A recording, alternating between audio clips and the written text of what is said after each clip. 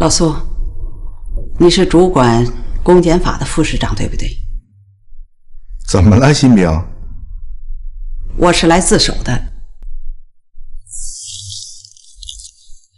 这是东润国际的走私材料和我的举报信。这怎么了？这是？杜新平的操作百年难遇，苏向全的反应太过正常。第一个怎么了是疑问，第二个怎么了是疑惑。苏向全疑惑的并非杜新平自首的勇气，而是你这样都要自首，那我这样的要不要自杀呀？正所谓水满则溢，月满则亏。高景林以罗亮相威胁，拼命压榨杜新平的特权价值，从一货柜的香烟到几货柜的走私，甚至要求建一个专用码头，彻底脱离海关的监控，不断挑战杜新平的忍耐底线，终究惹怒了杜新平，主动自首，鱼死网破。奈何杜新平并不知道，天港的天早已经烂透，就连消灭罪恶的最后一道关卡都已经沦陷。他眼前这位主管政法的副市长早就被高景林喂饱，甚至早就成了高景林的战略合作伙伴。如果站在岸边，苏市长不会担心船翻，但现在就在船上，苏市长绝不允许船翻。杜新平的自首必将带给高景林毁灭性的打击，更会牵连到苏市长，所以事情将会如何发展，我们已经能够预见。先试图让杜新平放弃自首的念头。新平啊，你可是年年的优秀海关关长啊！杜新平同志，请你正视自己的问题，端正自己的态度，认真考虑一下自首带来的严重后果。你对得起上级组织吗？你对得起培养你、爱护你、信任你、器重你的上级领导吗？你是解脱了，但你将上级衙门置于何地？年年的优秀关长竟然是走私犯的保护伞，你自己说你打了谁的脸？所以我劝你再好好考虑考虑，要不咱先吃饭，吃完饭再说自首的问题。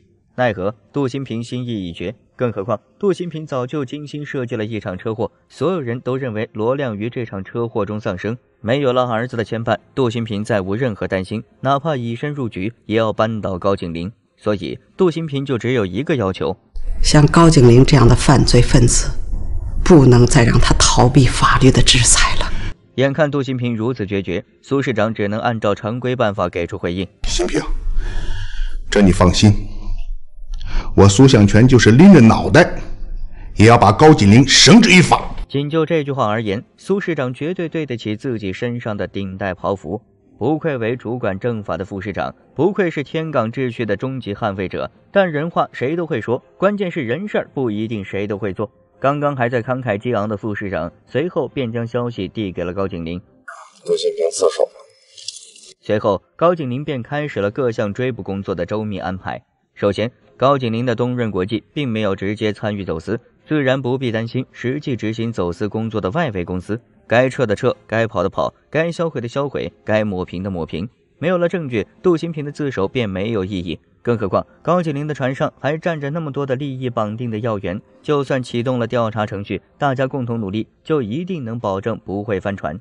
黑暗一旦抱团，阳光就别想照射进来，就算偶尔有一束光碰巧闯了进来，那也一定会被迅速吞噬。所以杜新平的自首就只带来一个结果，高景林平安无事，继续嘲笑法律的尊严，杜新平锒铛入狱，亲自验证了司法的公正。好在假死的罗亮整了容，换了脸，重新杀回了天港，准备用自己的方式替母亲翻案，甚至准备还天港一片晴朗的天。但罗亮面对的是整堵南墙，更是千百年来始终不变的恐怖力量，要想成功谈何容易。高景林察觉到了不对，赶紧约了苏市长，准备借助苏市长的力量来一场歼灭战。从这个杜新平下水到车祸到自首，这一连串的事情不像是偶然发生，不像。罗亮死没死跟我有什么关系？可是跟杜新平有关系啊，他一直惦记着给杜新平翻案的。苏市长的意思很明确，这件事和我无关，我不管，但你已经站在了船上，哪儿还有什么资格置身事外？高景林的威胁很是轻松，罗亮和你无关，但罗亮能替杜新平翻案，杜新平一旦释放，你猜猜你这个副市长会有什么下场？但苏市长毕竟9任官场，哪能被一个江湖人轻松拿捏？有了威胁，正面威胁。你是拿杜新平的事儿要挟我？哎呦，您这话说哪儿去了？罗英啊，我觉得我一直挺仰仗您的，这个罗亮死没死这件事情，我们得查清楚。一旦要是没死的话，让他把大事坏了不治。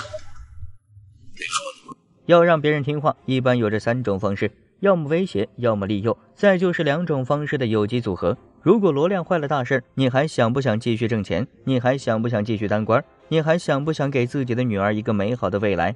这一句您说呢？就是要让苏市长自己掂量。没有了对错，你还分不清利弊；没有了是非，你还不懂得权衡。一边是罗亮赶尽杀绝就行，一边是自己盆满钵满以后还要能够保证平稳着陆。只是这一次劝说，苏市长并没有当回事，但情况却越来越危险。高景林决定不再惯着，语气变了，态度变了，威胁更为明确。我知道您可以联系上罗亮，能把他引出来。我说过，那是你的事儿。苏市长，有一件事你可能还不知道啊。王守业知道你，也知道咱们俩之间的关系。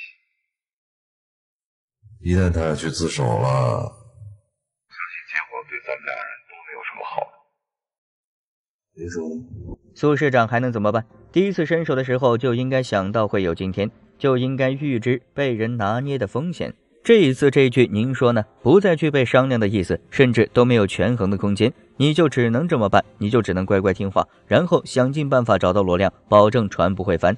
只是按照电视剧的基本原则，光明终将战胜黑暗。等到一切尘埃落定，等到苏畅发现父亲和高景林的关系，一场最是贴近生活、最能揭露现实的对话随即展开。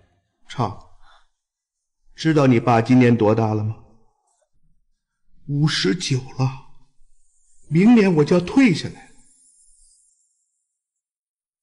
你爸辛辛苦苦革命几十年，我给你留下什么？什么也没有。我唯一的女儿，我还要看着她每天冒着生命危险去挣那一丁点工资，我不甘心的。我想我说什么也得给你留条后路，在外面有一笔钱，一幢房子，我不能这辈子什么都没给你留下呀。因为南墙的贡献，因为现实的教育，你甚至找不到理由反驳苏市长的真情告白。苏畅是缉私警察，需要冒着生命危险挣工资，苏市长不甘心。自己是副市长，辛辛苦苦工作几十年，苏市长不甘心。或许在苏市长看来，女儿的工作太普通，但凡想要，谁都能轻松得到。自己的工作更是平常，只要辛苦，谁都能闯到这个位置。什么叫不食人间烟火？苏市长就是一个活生生的例子。如果于现实世界，苏市长定能让苏畅感动非常，甚至痛哭流涕，感恩于父亲的大爱。但艺术作品有着导向要求，苏畅不能给出常规回答，必须坚持光明正义，必须给出现实世界绝不会有的反应。爸，你让我恶心。再看苏市长做万念俱灰状，但终究给出了灵魂疑问。我承认，对国家对天港来说，我不是一个好人，也不是一个好官。可是畅，难道对你来说，我不是你的好爸爸吗？按理说，爸爸真的就是让你那么恶心啊！你说，畅啊畅，你咋那么不懂事呢？有这么好的亲爹，你的脑子里究竟想什么呢？畅啊畅，你一定要听话。电视剧里喊喊口号也就算了，真要有这样的好爹，千万别再伤他老人家的心啊！只是注意，我们要升华了。只是穿上这身官服，你就不再是某个人的父亲，而是天港百姓的父母。一肩担起一座城市，心中就要装着百姓，要将自己的不甘心归结到百姓的满意度，否则你就只配恶心的评价，只配淋雨的归属。反正苏市长就站在那里，两鬓斑白，两眼回馈，静静等待着该有的下场，震慑飞禽，威慑走兽，敲打着后来人。